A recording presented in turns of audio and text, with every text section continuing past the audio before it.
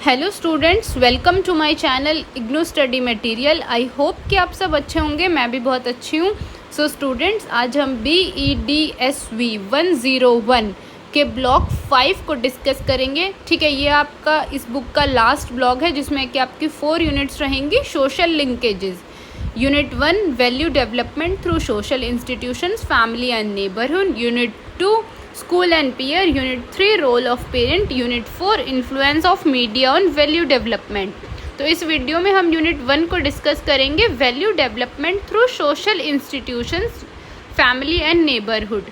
इसमें हम 7 topic cover करेंगे। सबसे first introduction, second importance of value education, third period of value development, fourth socialisation as process for value development, fifth the home first learning place, sixth behaviour impact on value development and last role of neighbourhood and peers.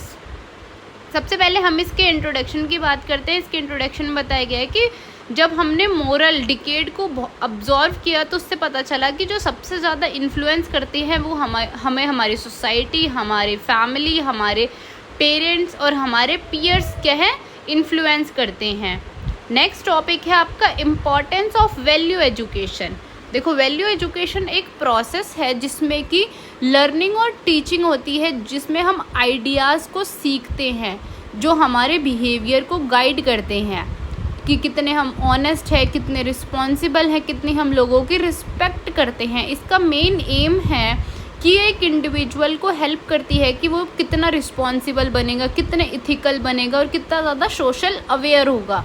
देखो, basically importance होती है कि इसमें हम ideas सीखते हैं जो कि हमारे ह्यूमन बिहेवियर को गाइड करती है। कि देखो, जो भी हम अपने घर परिवार से सीखते हैं तो उसमें क्या है कि भाई हम अच्छी अच्छी चीज़ें सीखते हैं ना। हमारी फैमिली हमेशा अच्छी चीज़ें सिखाती है कि हम ऑनेस्ट रहें, लोगों की रिस्पेक्ट करें, एक रिस्पॉन्सिबल सिटीज़न बने।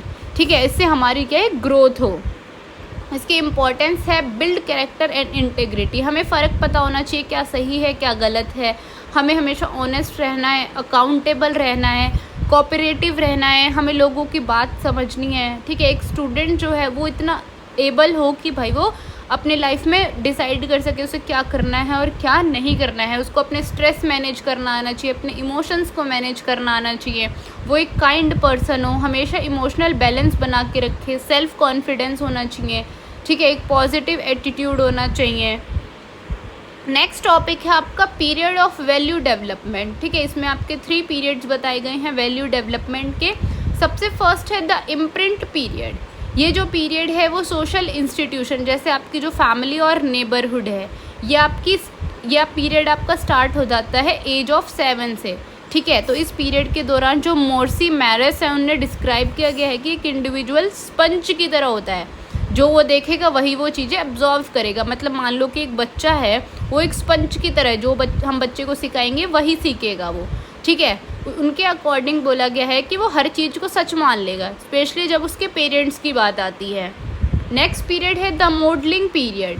ये पीरियड 8 से 13 एज के बीच में रहता है। इस पीरियड के दौरान जो बच्चा है वो अपने पेरेंट्स से सीखता है, अपने टीचर से सीखता है। जो भी चीज़ वो देखता है वही वो सीखता है और एक्सपेरिमेंट करता है ताकि नए नए आइडियाज़ आए। लास्ट पीरियड है आपका द सोशलाइजेशन पीरियड। ये एज 13 से 20 के बीच में रहता है, जहाँ पे क्या है, सबसे ज़्यादा इन्फ्लुएंस उसके एज ग्रुप के जो भी स्टूडेंट्स हैं उनका पड़ता है। मतलब जो भी एज ग्रुप के लोग हैं उनका ज़्यादा इन्फ्लुएंस पड़ता है एक बच्चे पे, कैसा उसका बिहेवियर है, कैसा उसका एटीट्यूड है। नेक्स्ट टॉपिक है socialisation as process for value development. ठीक है, सोशलाइजेशन आपका एक लाइफ लॉन्ग प्रोसेस है जिसमें इंडिविजुअल क्या है, चीज़ें सीखता है और अपने जो भी नॉर्म्स हैं, जो भी वैल्यूज़ हैं, जो भी सोसाइटी उससे एक्सेप्ट करती है वो चीज़ें वो सीखता है। ठीक है, ये जो है वो बहुत ही इम्पॉर्टेंट है वैल्यू डेवलपमेंट में, क्योंकि जो हमारे चाइल्डहुड और एडोलेसेंस हैं उसमें हमें हर चीज़ में फ़र्क करना आना चाहिए और हमारे जो भी बिहेवियर है वो अच्छा होना चाहिए। देखो, बेसिकली क्या है इसमें कि एक प्रोसेस है जिसमें इंडिविजुअल क्या है, अपने नॉर्म्स को सीखता है, अपने वैल्यूज़ को सीखता है। इसके की एजेंट्स हैं। सबसे फर्स्ट है फैमिली। जैसे अपनी फैमिली में जो चीज़ें देखेगा वही चीज़ें वो सीखेगा। स्कूल से वो पंक्चुअल होना सीखता है, ऑनेस्ट होना सीखता है, टीम वर्क में काम करना सीखता है। उसकी जो टीचर्स होती है वो उसके लिए रोल मॉडल होती हैं। नेक्स्ट है पीयर्स, जैसे उसके पीयर्स होता है, देखो जो age group same age group के लोग होते हैं उनको बोलते हैं पीयर्स। वो वहाँ से एटीट्यूड सीखता है, बिहेवियर सीखता है, स्पेशली अडोलोसेंस में हेल्प करता है, लॉयल्टी में, इक्वालिटी में। नेक्स्ट टॉपिक है आपका the home, the first learning place. ठीक है, होम जो है वो आपका सबसे फर्स्ट लर्निंग प्लेस है। जब एक बच्चा पैदा होता है तो वो अपने घर में ही रहता है। ठीक है, कुछ टाइम तक, जैसे 3-4 साल तक वो स्कूल भी नहीं जाता, तो जो उसकी फैमिली उसको सिखाती है वही वो चीज़ें सीखता है, वही वैल्यूज़, वही बिहेवियर। ठीक है, तो जैसे क्या क्या सीखता है, लव एंड इफेक्शन सीखता है, कितना वो ऑनेस्ट है, वो कैसे रिस्पेक्ट करता है, कितना कोऑपरेटिव होता है। नेक्स्ट टॉपिक है आपका learning socio emotional and cognitive behaviour. ठीक है, तो देखो सोशो इमोशनल बिहेवियर क्या होता है, ये बिहेवियर रिलेट करता है कैसे हम चीज़ों को समझते हैं, कैसे एक्सप्रेस करते हैं, कैसे अपने इमोशंस को हम मैनेज करते हैं, जो दूसरों से रिलेटेड होता है। जैसे सेल्फ अवेयरनेस है आपकी, कैसे आप अपने स्ट्रेस को मैनेज करते हो, कैसे लोगों की बातों को समझते हो, कितने आप कोऑपरेटिव हो, कितना चीज़ों को सुनते हो। कॉग्निटिव बिहेवियर होता है जिसमें कि थिंकिंग होती है, अंडरस्टैंडिंग होती है, रीजनिंग होती है और प्रॉब्लम सॉल्विंग होती है। जैसे आपकी अटेंशन है, कंसंट्रेशन है, मेमोरी है, रिकॉल है। नेक्स्ट टॉपिक है आपका influence of social and emotional experience. देखो, अब सोशल और इमोशनल एक्सपीरियंस एक बहुत ही पावरफुल रोल प्ले करते हैं एक पर्सन की पर्सनालिटी में, स्पेशली चाइल्डहुड में और एडोलेसेंस में। अगर उसने अपनी सोशल और इमोशनल जो भी वो है एक्सपीरियंस है उनको मैनेज करना सीख लिया तो उसकी लाइफ क्या है, बहुत ही अच्छी जाएगी। तो what are social and emotional experience. देखो, सोशल एक्सपीरियंस होते हैं जो कि हम अपने पेरेंट्स के साथ इंटरेक्ट करके उनसे जानते हैं, अपने सिबलिंग्स के साथ, अपने टीचर्स के साथ। इमोशनल एक्सपीरियंस में आपकी फीलिंग्स आती हैं, लव है, फियर है, एंगर है, सेम है, ठीक है, शेम है, एम्पैथी है स्पेशली। तो ये एक बच्चे का समझना बहुत ही ज़रूरी है। नेक्स्ट टॉपिक है आपका quality of the home environment. ठीक है, कि आपके घर का इन्वायरमेंट कैसा है। ठीक है, जैसे कि इमोशनल सिक्योरिटी है, मॉरल गाइडेंस है, आपको पूरा सपोर्ट मिलता है हर चीज़ में। इसके की फीचर्स हैं, एक बच्चा जो है वो सेफ फील करता है अपने घर पे। ठीक है, इमोशनल बॉन्डिंग होती है उसकी सबके साथ, पॉजिटिव, जो भी उसके पेरेंट्स हैं वो उसके लिए रोल मॉडल होते हैं, वो उसी से हर चीज़ सीखता है। ठीक है, रूल्स एंड रेगुलेशंस में रहना सीखता है, ओपन कम्युनिकेशन करना सीखता है। नेक्स्ट टॉपिक है वैल्यू डेवलपमेंट एट होम। ठीक है, होम जो होता है वो बच्चे के लिए सबसे इन्फ्लुएंसिंग प्लेस होता है, जहाँ पे बच्चा क्या है, अपनी वैल्यूज़ को सीखता है, अपने इमोशंस को सीखता है, कैसे उसको कंट्रोल करना है, कैसे रिस्पॉन्सिबल बनना है उसको। तो देखो क्यों मैटर करता है, क्योंकि जो एक बच्चा होता है वो घर की सारी चीज़ों को देखता है, सीखता है। ठीक है, लैंग्वेज लर्न करना सीखता है, लोगों का इंटरेक्शन करना सीखता है। जो फैमिली इंटरेक्शन होते हैं वो हेल्प करते हैं बच्चे को ऑनेस्ट बनाने में, रिस्पेक्टफुल बनाने में।